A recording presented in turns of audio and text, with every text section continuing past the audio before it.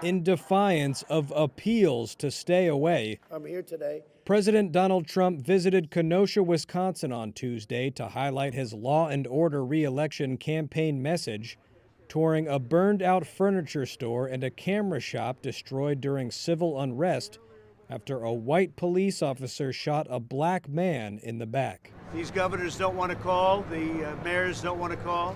The state's governor and the city's mayor both urged Trump to avoid Kenosha to prevent inflaming tensions.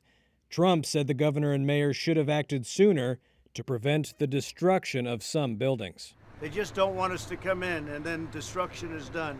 At a makeshift emergency command center set up at a local high school, Trump expressed his support for law enforcement and praised National Guard troops. But Trump did not visit Jacob Blake, the man who was paralyzed from the waist down after a white police officer fired at his back 7 times on August 23rd.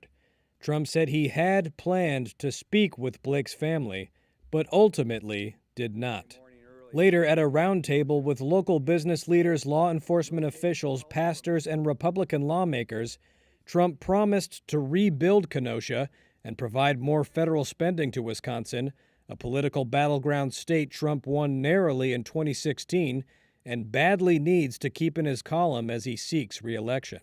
Flanked by his Attorney General and acting Homeland Security Chief, Trump also called recent protests domestic terror in a city where anti-racist demonstrators have clashed with Trump supporters, including a 17-year-old militia member who has been charged with killing 2 people and wounding another with a semi-automatic rifle.